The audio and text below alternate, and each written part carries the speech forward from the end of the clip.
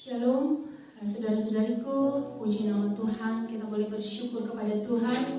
Kalau siang hari ini kita masih dipertemukan, masih dalam ibadah online, tapi kita percaya kuasa Tuhan ada di tempat saudara, ada di tempat ini.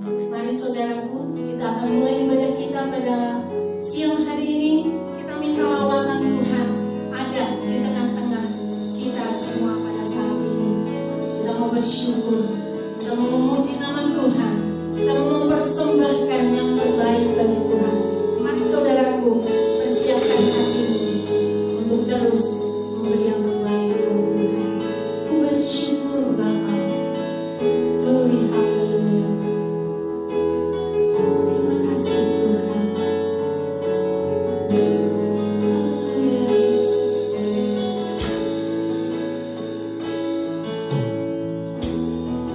Banyak yang kau berbuat,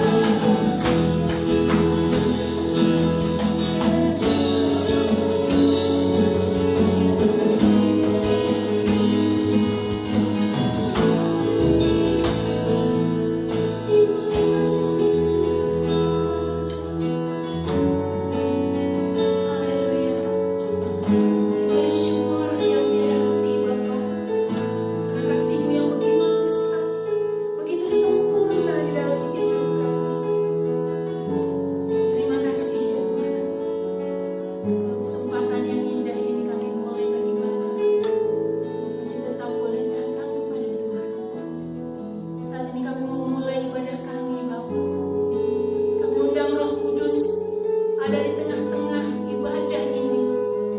Kami tahu Tuhan, Kau tak pernah tinggalkan kami sedetik pun, karena kasih-Mu sempurna dalam hidup kami.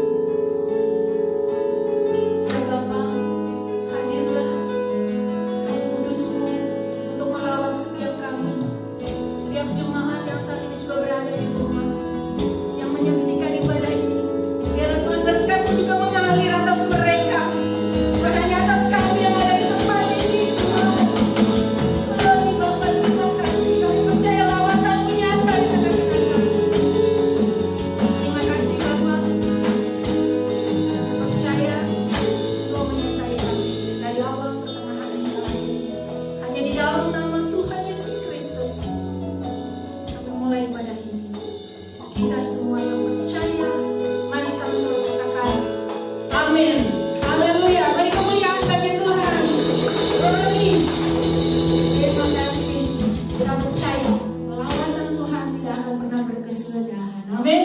Mari saudaraku, kita bawakan pujian Tuhanlah kekuatan dan mazmurku. Haleluya. Puji Tuhan.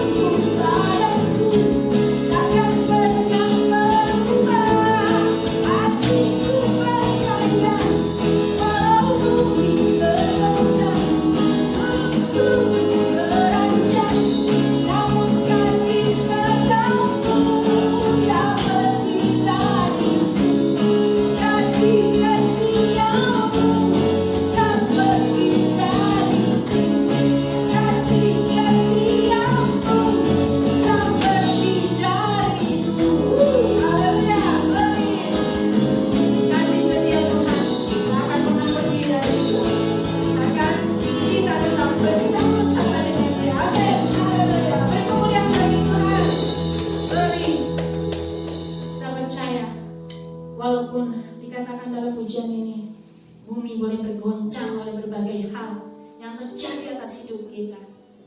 Gunung-gunung boleh beranjak, tapi ingat kasih setia Tuhan tak akan pernah pergi dari kehidupan kita, asalkan kita tetap melekat kepadanya. Apapun yang terjadi, mujizat itu masih ada. Tuhan yang benar, Tuhan yang berkuasa atas hidup kita. Mari kita bawakan pujian ini.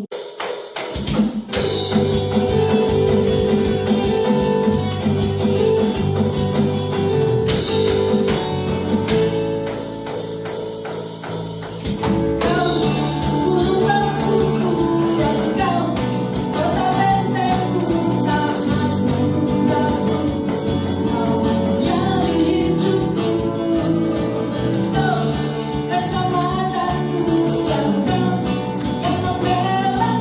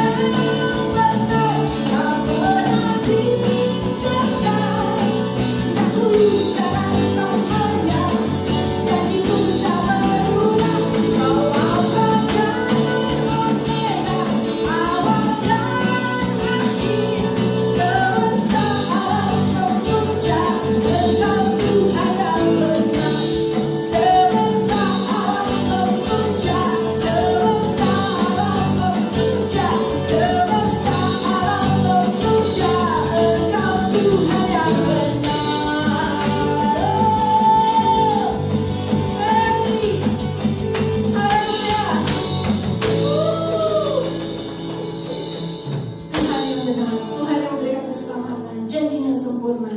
Puji nama Tuhan.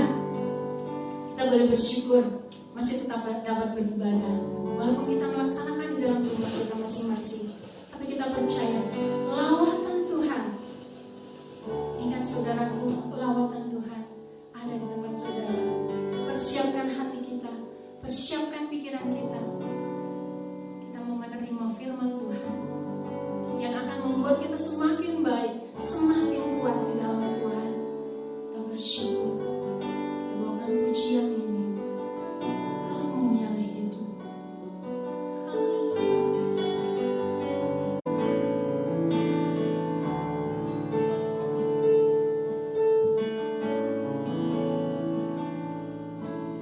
Roh-Mu yang hidup penuhiku.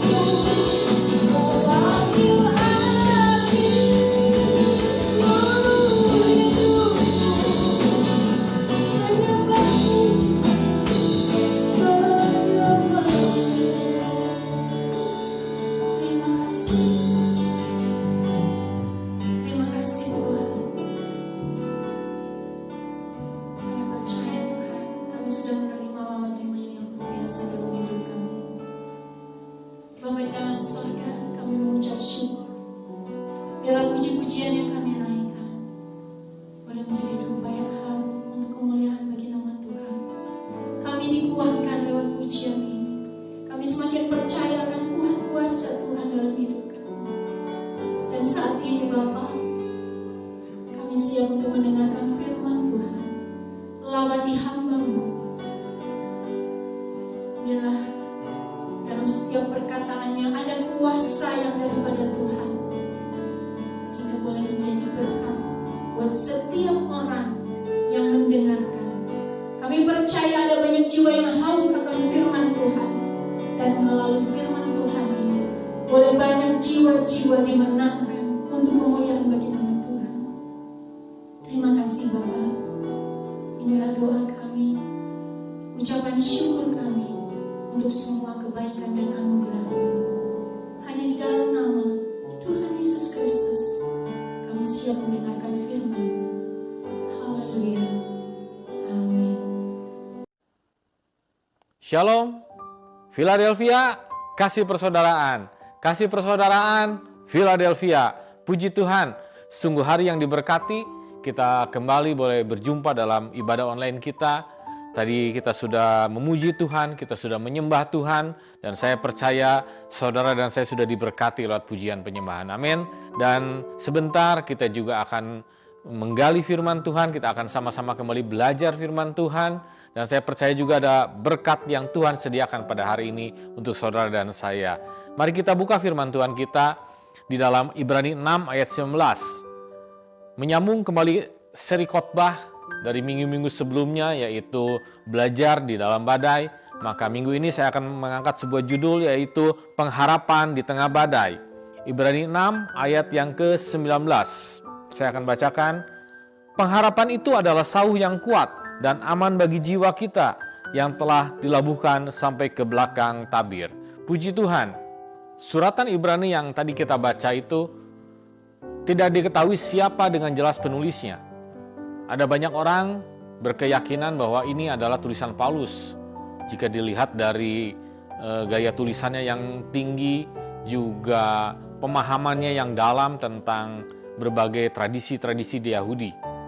Tapi terlepas siapapun penulisnya, pada waktu itu ketika kitab Ibrani ditulis, itu ditujukan untuk orang-orang Yahudi yang berada di luar Israel, yang sedang merantau, yang sedang mungkin ada di berbagai daerah, ada di Efesus, ada di Korintus, ada di Roma mungkin.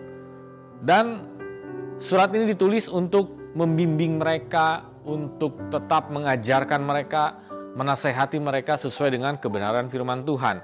Nah, oleh karena itu, untuk kita lebih dapat mengambil sebuah makna yang dalam tentang kitab Ibrani itu, maka kita pun harus melihat dari perspektifnya orang Yahudi pada masa itu.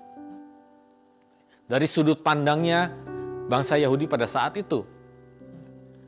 Nah, berkenaan dengan ayat yang tadi kita baca, yaitu dalam Ibrani 6 ayat 19 yang mengatakan pengharapan itu adalah sauh yang kuat dan aman bagi jiwa kita. Pengharapan itu adalah sauh yang kuat, sauh itu jangkar. Mengapa pengharapan digambarkan dengan jangkar, dengan sauh? Karena pada masa itu, bagi orang Yahudi, laut itu sesuatu yang mengerikan, sesuatu yang menakutkan, membahayakan bagi mereka. Sehingga ketika mereka berada di tengah lautan, maka mereka mengharapkan, timbul suatu pengharapan untuk mereka berada pada situasi yang stabil, situasi yang tenang, situasi yang kuat, dan ada jaminan keselamatan. Dan itu digambarkan melalui sebuah sauh. Karena fungsi daripada sauh itu ada dua, fungsi daripada jangkar itu ada dua. Seperti kita tahu, jangkar itu banyak sekali dipakai sebagai logo, sebagai lambang dari hampir seluruh dunia memakainya, yaitu Angkatan Laut Marinir. Termasuk di negara kita. TNI Angkatan Lautnya itu lambangnya ada jangkarnya. Bahkan TNI-nya sendiri, Tentara Nasional Indonesia sendiri memakai logo itu ada jangkarnya. Karena memang jangkar itu menggambarkan situasi yang tenang, stabil, kuat. Itulah gambaran dari jangkar itu. Seperti yang tadi dibilang bahwa ada dua fungsi yang di dalam jangkar tersebut, sehingga bisa menggambarkan hal-hal tersebut. Yaitu ketika ada di tengah laut, ketika ada badai yang akan datang, maka sang nahkoda kapal mencari sebuah tempat yang pas, lalu dia mulai mematikan mesin dan dia menurunkan jangkar, menurunkan sauh itu. Agar sauh itu menjadi sebuah kekuatan. Ketika badai itu datang, posisi daripada kapal itu tidak akan kemana-mana. Ruang geraknya menjadi terbatas karena ditahan oleh jangkar. Beban kapal itu ditahan oleh jangkar. Mungkin geraknya hanya di sekitar area-area itu saja. Tidak sampai terseret oleh badai. Itulah fungsi yang pertama. Lalu yang kedua, ketika kapal itu hendak mencapai tempat yang dituju, mencapai pelabuhan, maka kapal tidak bisa sampai menepi pas di bibir pantai. Hanya kapal-kapal kecil yang tanpa mesin, dan biarpun memakai mesin, mesinnya bisa diangkat sekoci kecil saja yang bisa langsung mendarat ke pantai. Oleh karena itu, kapal akan berhenti di tengah laut. Dan di saat itu, nahkoda kembali akan menurunkan jangkar itu. Sehingga posisi kapal akan diam di tempat itu. Dan dengan demikian para penumpang, barang-barang yang diturunkan akan menjadi lebih mudah. Lalu mereka akan diantar dengan perahu-perahu kecil atau ada satu jembatan pelabuhan yang akan menghubungkan antara kapal itu dengan pelabuhan. Jadi dengan adanya jangkar, ada satu kepastian bahwa ketika badai datang, maka kapal itu akan kuat menghadapinya. Dan ada satu kepastian bahwa ketika ada jangkar, maka kita akan selamat sampai tempat tujuan. Itulah mengapa pengharapan dilambangkan dengan jangkar dengan sauh. Karena jangkar sauh melambangkan ketenangan, kekuatan, stabilitas, juga keselamatan. Bukankah hal-hal itu juga sangat kita butuhkan pada hari-hari ini? Di tengah badai yang masih terus terjadi dalam kehidupan kita, baik secara global maupun mungkin kita mengalaminya secara pribadi. Di tengah situasi dunia yang masih tidak menentu, yang menakutkan, yang menimbulkan ketidaktenangan, kita sangat membutuhkan sauh jangkar, yaitu pengharapan itu sendiri. Karena pengharapan menggambarkan dari situasi yang bisa kuat menghadapi badai. Dan ada jaminan bahwa kita akan sampai di tempat tujuan dengan sempurna, dengan selamat. Amin. Tapi jangkar hanyalah sebuah jangkar yang tergantung di atas kapal. Ketika kita tidak bisa mempergunakannya, maka jangkar itu akan menjadi sesuatu yang sia-sia. Pengharapan adalah sesuatu pengharapan saja. Jika pengharapan itu tidak bisa kita aplikasikan, tidak bisa kita gunakan dalam kehidupan kita. Seperti jangkar yang tergantung di atas kapal tadi. Ketika kita tidak bisa menggunakannya, maka itu hanya sebuah benda yang tergantung di atas kapal saja. Tapi ketika kita bisa mengaplikasikannya, maka jangkar itu menjadi sebuah kekuatan, sebuah pengharapan yang akan menghantar kita pada tempat yang kita tuju dengan selamat, yang akan membuat kita bertahan menghadapi badai. Hal-hal itulah yang kita butuhkan pada saat-saat ini. Amin. Oleh karena itu, bagaimana caranya mengaplikasikan pengharapan itu dalam kehidupan kita, sehingga pengharapan itu menjadi pengharapan yang benar-benar kuat, seperti sauh yang kuat, jangkar yang kuat. Saya mencatat ada 3 hal di sini. Yaitu hal yang pertama, mari kita buka dalam Mazmur 18 ayat yang ke-19. Di situ dikatakan bahwa mereka menghadang aku pada hari sialku, tetapi Tuhan menjadi sandaran bagiku. Sauh atau jangkar itu harus dilabuhkan pada sebuah sandaran. Sandaran yang dapat dipercaya, sandaran yang kuat. Saat badai datang, ketika sauh diturunkan, maka sauh itu harus bisa menemukan sandaran yang tepat, yang pas.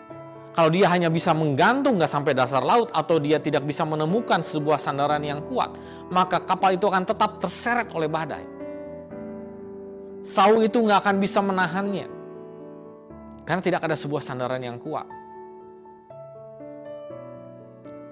Oleh karena itu, pengharapan dalam hidup kita harus bisa menemukan sebuah sandaran yang tepat. Dan dalam Mazmur tadi dikatakan bahwa sandaranku bagiku adalah Tuhan. Artinya pengharapan itu harus disandarkan hanya kepada Tuhan. Amin. Itulah sandaran yang paling kuat. Itulah sandaran yang paling pas. Sehingga ketika badai datang, kehidupan kita, yaitu kapal itu diibaratkan dengan kehidupan kita, tidak akan terseret oleh badai. Jangan sandarkan harapanmu, harapan saudara dan saya, pada hartamu. Kita sudah sangat melihat banyak sekali contoh di dunia ini. Bagaimana orang menyandarkan diri pada hartanya, pada statusnya, pada kedudukannya, pada orang-orang kuat di sekelilingnya. Ketika badai itu datang, sangat mudah orang itu sedemikian hancur. Dia anggap hartanya bisa menyelamatkannya. Tapi sekejap saja ketika ada bencana alam, ketika ada gempa bumi misalnya, maka semuanya menjadi hilang.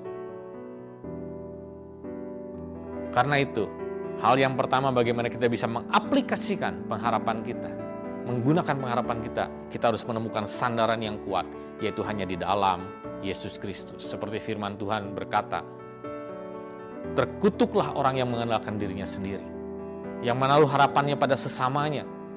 Tapi firman Tuhan berkata selanjutnya, diberkatilah orang yang mengandalkan Tuhan. Dia akan seperti pohon yang ditanam di tepi aliran air. Ada selalu jaminan daripada Tuhan bahwa kehidupan kita akan tetap stabil, tetap kuat menghadapi badai dan selamat sampai tujuan. Amin. Lalu hal kedua yang ingin saya sampaikan, yaitu bahwa kekuatan jangkar juga ditunjang oleh sebuah kekuatan yang tidak kalah pentingnya. Bagaimana jangkar bisa menahan beban kapal? Karena ada sesuatu yang menghubungkan antara jangkar dengan kapal. Yaitu apa? Sebuah rantai yang kuat. Jangkar itu dapat berfungsi dengan baik ketika ada rantai yang mengikatnya kuat antara jangkar dengan kapal itu. Tanpa rantai itu, sia-sialah semuanya. Jika kapal adalah kehidupan kita dan jangkar digambarkan dengan pengharapan, maka rantai itu adalah iman kita. Dialah yang menghubungkan, iman itulah yang menghubungkan antara pengharapan dengan kehidupan kita. Ketika tidak ada iman, tidak ada rantai yang menopang, maka pengharapan itu menjadi putus pengharapan. Tidak ada lagi harapan dalam hidupnya. Oleh karena itu, iman harus bisa mengimbangi kekuatan jangkar. Bagaimana mungkin, seperti yang dilihat di gambar, jangkar yang sedemikian besar, jika ditopang oleh rantai hanya rantai pagar rumah atau rantai anjing saja, mana mungkin bisa menahan bobot kapal yang bergerak-gerak. Kapal yang sedemikian besar mungkin bisa sebesar lapangan bola kapal itu. Mana bisa ditahan oleh rantai yang kecil. Jadi antara pengharapan dan kehidupan harus ditopang oleh sebuah rantai iman yang kuat, yang bisa mengimbanginya. Oleh karena itu, perbesar terus kapasitas iman kita. Perbesar terus kapasitas iman kita. Dan ingat, definisi iman adalah Ibrani 11 ayat yang pertama mengatakan, iman adalah dasar dari segala sesuatu yang kita harapkan dan bukti dari segala sesuatu yang tidak kita lihat. Ketika ada badai, sauh sudah diturunkan, sauhnya nggak kelihatan, pengharapannya nggak kelihatan. Tapi ketika nahkoda itu melihat ada rantai yang tetap menyambung ke dalam dasar laut, di situ dia yakin bahwa pengharapan itu masih ada. Di tengah badai kehidupan yang mungkin Tuhan sedang izinkan terjadi dalam kehidupan kita, mungkin kita pun tidak bisa melihat pengharapan itu ada saat ini. Mungkin kita pun sering merasa sendiri, lonely, kesepian. Tapi selama kita punya iman yang kuat, seperti rantai yang terlihat walaupun sauhnya, jangkarnya tidak terlihat, pengharapannya tidak terlihat, tapi kita yakin iman kita akan mengikat pengharapan itu, sehingga kehidupan kita akan selalu terhubung dengan pengharapan. Tidak pernah dikenal dalam kehidupan orang percaya yaitu sebuah putus pengharapan. Selalu ada harapan dalam Kristus Yesus, karena kita adalah orang-orang yang beriman kepada Tuhan. Amin. Karena itu perbesar terus kapasitas iman dalam kehidupan kita. Bagaimana caranya, Pak? Dalam Roma 10 ayat yang ke-17 mengatakan iman timbul dari pendengaran. Pendengaran akan firman Kristus. Jadi saudara sudah tahu sekarang caranya perbesar kapasitas iman dengan kita terus menggali firman, merenungkan setiap hari dan melakukannya. Disitulah iman saudara dan saya akan terus diperbesar kapasitasnya.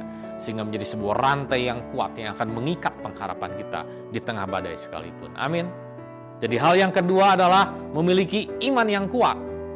Bagaimana pengharapan bisa diaplikasikan dalam kehidupan kita? Yang tadi yang pertama, jika kita memiliki sandaran yang tepat, yaitu Yesus Kristus. Dan yang kedua adalah memiliki iman yang kuat.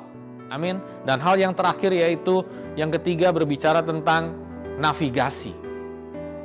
Ini adalah sebuah alat yang sangat vital dalam sebuah kapal. Saya akan tampilkan berbagai alat navigasi. Sebetulnya ada 31 alat navigasi dalam sebuah kapal. Di situ bisa dilihat bahwa ada kompas, yaitu untuk menemukan arah yang benar fungsinya. Radar untuk menentukan jarak kapal dari daratan, juga untuk melihat kapal-kapal yang lain yang ada di sekitar atau benda terapung atau mendeteksi awan cuaca yang akan terjadi di depan. Lalu ada echo sounder, yaitu mengukur kedalaman air di bagian bawah kapal menggunakan gelombang suara. Saat ini lebih canggih lagi, bisa dengan visual juga. Jadi ketika ada badai di depan, sang nahkoda menggunakan navigasi echo sounder ini untuk mengetahui apa yang ada di bawah kapalnya, apakah tepat sandarannya. Ketika dia tahu ada yang tepat, dia turunkan jangkar itu. Jadi alat-alat navigasi ini sangat penting. Apa artinya kita punya pengharapan yang besar? Apa artinya kita punya iman yang kuat? Jika tidak ada navigasi, yaitu petunjuk, yaitu pembimbing, yaitu penolong, penghibur dalam kehidupan kita. Siapa itu? Navigasi di sini berbicara tentang Roh Kudus.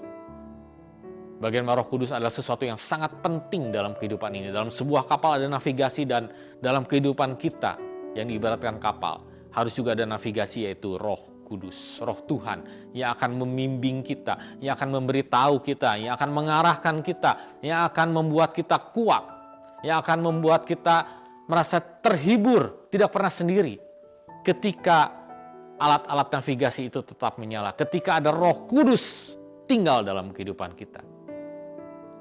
Alat navigasi tidak pernah boleh rusak dalam sebuah kapal. Roh Kudus tidak boleh sampai tidak ada dalam kehidupan kita. Karena ketika kapal tidak ada navigasi, maka dia akan menjadi sebuah kapal yang mati. Tidak bisa kemana-mana, tidak ada yang bisa memberitahu apa yang harus dilakukan, ke arah mana ini, bagaimana kapal di depan, sejauh apa, ada apa di depan sana, apakah ada gunung es atau ada karang yang besar. Menjadi sebuah kapal yang hanya bisa terapung-apung dan terombang-ambing.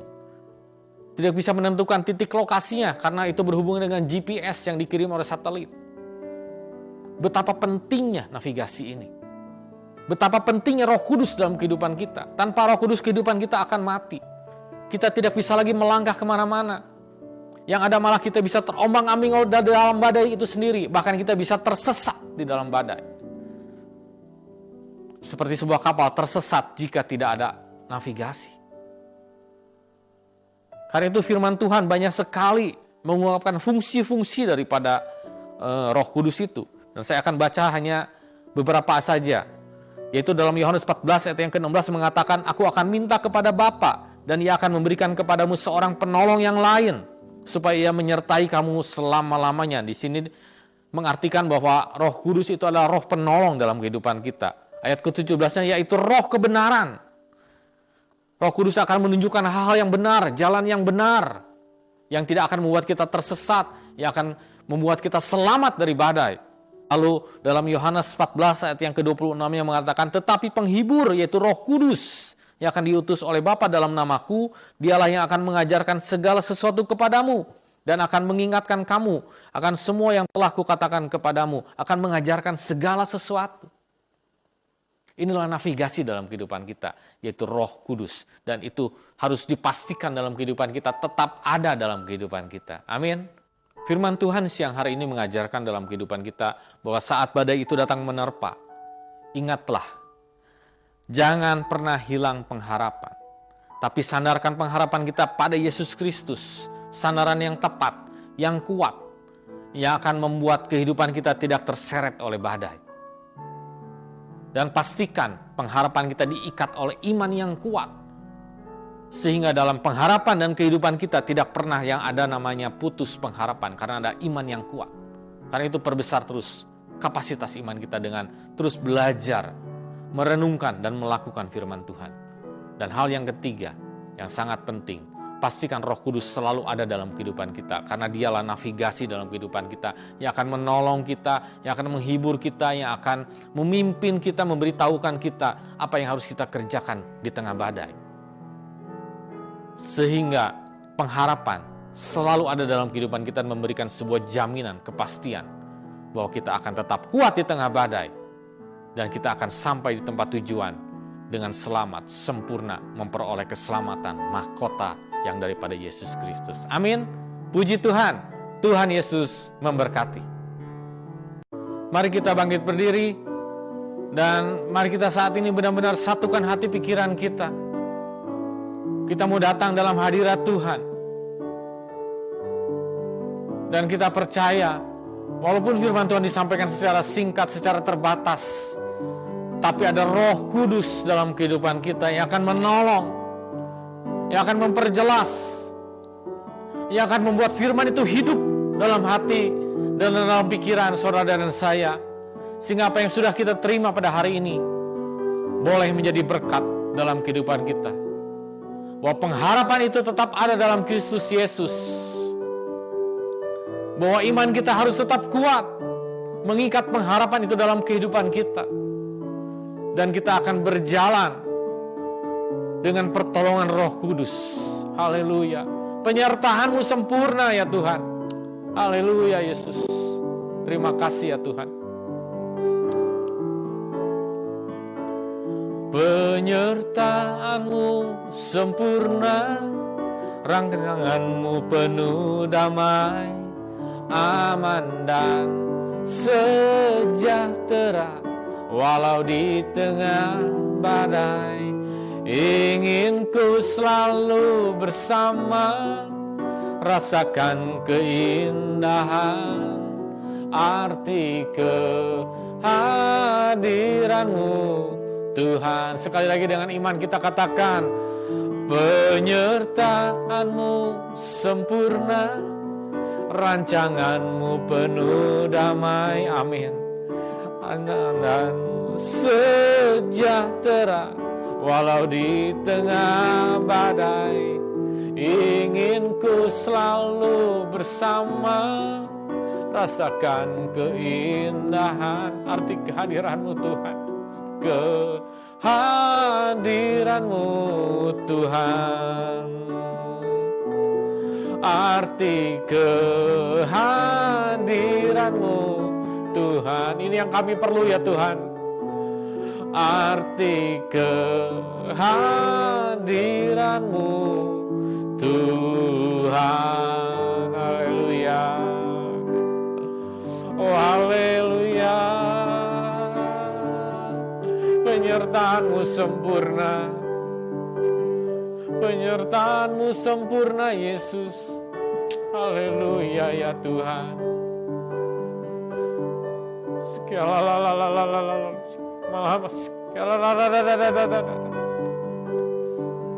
Mari saat ini kita menyembah Tuhan. Mungkin kehidupan kita ada di tengah-tengah badai saat ini. Jangan pernah menyerah. Jangan pernah putus pengharapan. Karena pengharapan hanya kita letakkan di dalam Yesus Kristus yang tidak pernah mengecewakan. Dia sandaran yang kuat. Dia sandaran yang teguh dalam kehidupan kita. Mari kita tetap pelihara iman kita, terus perbesar kapasitas iman kita.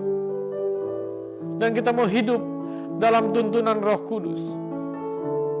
Maka nikmatilah arti kehadiran Yesus dalam kehidupanmu yang akan memberkatimu. Puji Tuhan, terima kasih ya Tuhan. Terima kasih untuk ibadah yang indah pada siang hari ini ya Tuhan. Kami semua sungguh sangat diberkati ya Tuhan. Kembali ya Tuhan, hamba-Mu menyerahkan seluruh orang yang menyaksikan video khotbah online ini ya Tuhan. Dan juga bagi jemaat-jemaat-Mu GSPDI Philadelphia Immanuel Cimahi ya Tuhan. Biarlah di tengah kehidupan dunia yang masih terus bergejolak ini ya Tuhan, kami tetap mau menaruh pengharapan kami hanya di dalam Engkau ya Tuhan. Dan hamba-Mu percaya seluruh jemaat-Mu ini Tuhan akan tetap terpelihara, akan tetap diberkati, akan tetap dituntun dalam tuntunan Roh Kudus. Sehingga dimanapun kami berada, ada janji penyertaan-Mu, ada janji pertolongan-Mu. Haleluya. Dan ada berkat yang selalu Engkau sertakan dalam kehidupan kami. Sehingga apapun yang kami kerjakan, Engkau akhirnya membuatnya berhasil ya Tuhan. Terima kasih ya Tuhan. Terima kasih Yesus. Menyerahkan kehidupan seluruh jemaat-jemaat-Mu ini ya Tuhan seminggu ke depan ke dalam tangan-Mu. Juga kami berdoa ya Tuhan, untuk Bapak Ibu Gembala kami yang kami kasihi ya Tuhan. Biarlah terus hikmat yang daripada-Mu boleh mewahyukan dalam kehidupan mereka, boleh menuntun kami, boleh menjadi teladan bagi kami ya Tuhan. Dan mereka terus berikan kekuatan, kesehatan yang daripada-Mu. Umur yang panjang Kau limpahkan dalam kehidupan Bapak Ibu Gembala kami ya Tuhan. Juga bagi para penatua, diaken, diakonos, pengerja, guru sekolah minggu, dan seluruh jemaat-Mu baik yang tua sampai yang paling muda sekalipun ya Tuhan. Semuanya ada dalam pimpinan-Mu, semuanya dalam berkat-Mu senantiasa ya Tuhan. Dan terus satukan roh kami ya Tuhan. Untuk kami boleh semakin hari semakin mengasihi Engkau, tetap menyala-nyala dalam melayani Engkau ya Tuhan. Di tengah badai seperti apapun, kami tetap berkobar api roh kami untuk menyembah-Mu, untuk mencari Engkau, untuk mengutamakan Engkau ya Tuhan. Terima kasih Yesus, terima kasih ya Tuhan. Kami percaya Tuhan, ada waktu dan cara-Mu yang ajaib yang akan membuat kami kembali bersama-sama di gedung ini ya Tuhan, memuji, mempermuliakan, menyembah Engkau ya Tuhan. Terima kasih ya Tuhan. Terima kasih ya Tuhan. Kami terus berdoa juga untuk bangsa dan negara kami ya Tuhan. Kami percaya ada roh pertobatan daripada-Mu, roh pemulihan yang daripada-Mu, yang akan mengembalikan segalanya menjadi pulih kembali dan diberkati kembali. Berkati para pemimpin kami, berikan mereka hikmat dan takut akan Engkau dalam memimpin negara ini ya Tuhan. Terima kasih ya Tuhan. Terima kasih Yesus. Sebentar kami akan berpisah satu sama lain. Mari jemaat Tuhan, angkat tanganmu, katakan amin untuk setiap berkat yang kau imani, yang kau terima. Diberkatilah keluargamu, diberkatilah rumah tanggamu, diberkatilah anak istri suamimu, diberkatilah kesehatanmu, diberkatilah usahamu, pekerjaanmu, dan hiduplah, berjalanlah dalam anugerah Allah Bapa, kasih sayang Yesus Kristus, penghiburan, kekuatan yang daripada Roh Kudus, yang akan menyertai, memimpin, memberkati kehidupan kita mulai hari ini sampai Maranatha, Yesus datang kedua kembali. Semua orang percaya bersama kita katakan amin. Puji Tuhan. Selamat hari Minggu. Tuhan Yesus memberkati.